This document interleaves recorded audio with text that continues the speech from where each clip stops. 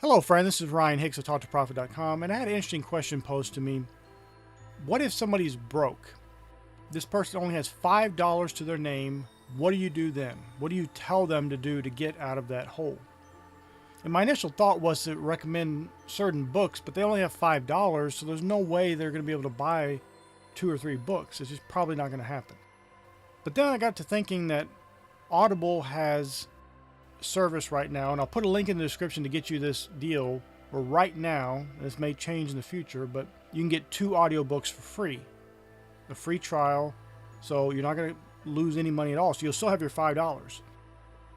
So what I would suggest is get that Audible trial, and I'll put the link in the description, and get 2 books or 2 audio book formats on there. One of them is kind of 3 books actually, but one of them is my 600 Wealth, Prosperity, and Abundance Affirmations book. And that's not just a cheap plug for my book. That book is radically transforming many people's lives when you take action on it. It's very short, very quick, to the point.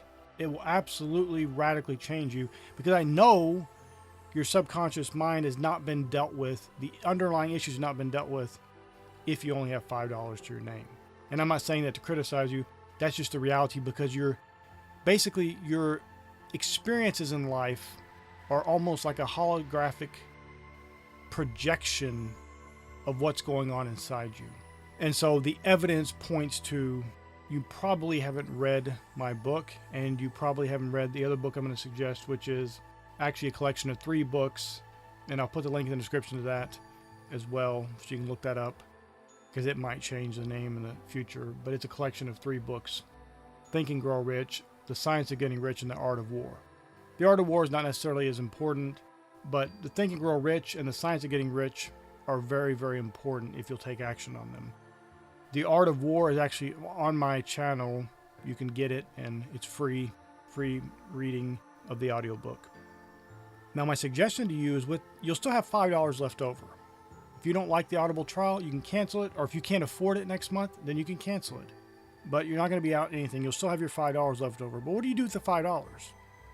Well, what I would do, since that's so limited, is I would literally go to a dollar store, a garage sale, a thrift store, whatever it may be, and find some dirt cheap items that you could sell for 3 or 4 times what they're worth. Now you may say, well, if that's so easy, everybody would be doing it. No, because it's so little money. Most people they don't care if they could sell something that they buy for 50 cents, they can sell it for $4. Because they don't want to waste their time. It's not worth their time. But you're at the position where you have $5. This is going to be very valuable for you. And this is how any company does anything as far as making money. They take a product they can get for a certain price, or make for a certain price, or a service they can deliver for a certain price, and charge more for it. Obviously you have to, otherwise you go out of business. And then keep doing that. Well, you may be starting off small, but it's the same principle. If you go up to millions of dollars, where you're buying something for $500,000, you're selling it for $600,000, and you're making $100,000 profit. It doesn't matter. It's the same basic principle. It just scales up to even larger amounts of money. So you have a very limited amount of money to work with. Do this. Now, you could go to garage sales, and I know when I was a teenager, I'm talking about 16 years old, I would go to a flea market. I would drive there. I'd get there early. I'd have to pay $5 or so for my space. Obviously, if you only have $5, then you can't do this. But this principle is the same. I would go there in the morning before it opened, while all the vendors were setting up their booths and everything. And I would start buying stuff, because I'd paid to get in there as a seller. And I would go in there, and as they're setting stuff out, well, how much you sell that for? Well, and you'd be amazed how often they're willing to make deals that early in the morning. Now, part of it may have been because I was a teenager, and they're like, oh, okay, we'll help this guy out. It doesn't matter. You use whatever works for you. And then, with all the products I would have, and I only have maybe $20 to use in the first place, I would then set up my booth with all these products I had purchased and sell them for more than I bought them for. Now, you can go to those flea markets and buy stuff that way. You can go to garage sales. If you're going to go to garage sales, or their boot sales in different parts of the world, whatever it may be, the way to get a best deal on those things is to wait to close to the end of the sale. Now, you're going to skip some bargains at that point, but people are more willing to make a deal. So you might get a box of books for 50 cents or $1, where before they want $1 each for each book, but they just don't want to lug it home. Now, another way is you may have stuff laying around your house. You have $5 to your name, but you may have hundreds of dollars worth of stuff laying around your house that's not being used. If there's anything that hasn't been used in 3 or 4 months, it's not something seasonal like a lawnmower or something where you're going to have to use it. It's not being used now because of the seasons or whatever, something like that. Then sell it. Get rid of it. Why are you having stuff sitting around your house, wasting space and dwindling in profit potential because as it sits there, it gets less and less valuable? Get that stuff sold. Get rid of that. That could generate you some startup capital to then go out and buy even larger inventory amounts. Now, I got to be very clear. When you have such a limited amount of money, don't sink it all into one item. Unless you know for sure that item is extremely valuable, it's going to turn you 3 or 4 times the profit, and it will sell very quickly. That's very important. Doesn't matter if something could sell for, you buy for $5 and it could sell for $100 if it's going to take 2 years to sell.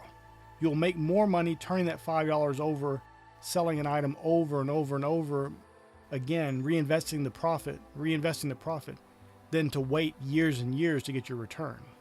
Now, if the Audible trial doesn't work for you, you don't have a credit card or whatever, depending on where you may be, okay, maybe you can borrow books from people.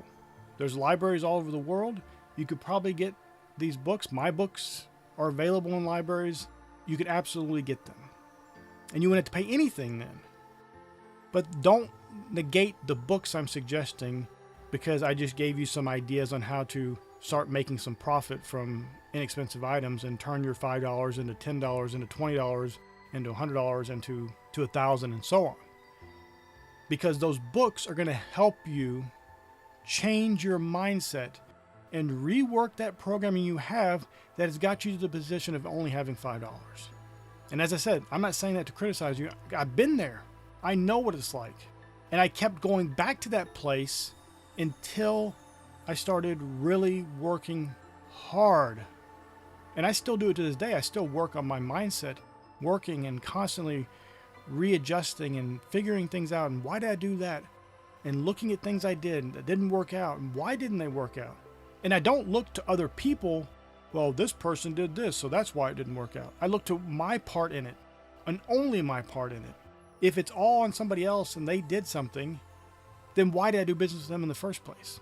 I take it always back to me as the root person responsible for the situation, for the circumstances I'm in, not anyone else. And that's not to blame myself. That's because I can change the things I did involved in the situation. I can't change someone else. I can't make them do things differently than the way they did. But I can make sure I don't get myself in that same situation again. I don't involve myself with people. If you're believing that people are doing you wrong, and that's why you're in the position you're in, why do you keep dealing with people who do you wrong? And as I said, this isn't about blaming yourself. This is about you fixing the things that cause you to keep going back to that homeostasis point, that balance point of mediocrity and failure. And so if you're like me and you're raised poor, even if you're raised middle class, you may have had so many things drummed into you that wasn't people trying to hurt you, but they were just teaching you what they knew, which is also bad programming. And unless you deal with that, it doesn't matter how much money you get. You'll win the lottery, you'll win hundreds of millions of dollars, and you'll be back to $5 in no time. Maybe less, because with all that wealth, you're able to get a line of credit, and then you're able to go into super extreme debt, and you'll be below $5. Because that's where you'll keep going back to until you deal with the mindset. Now, I've given you some easy, practical, real-world things you can do right now, and I've given you the ways you can start changing your subconscious mind, reworking the programming, and really get yourself to wealth, success, and prosperity and abundance. My friend, I pray this is a blessing for you. May God bless you richly.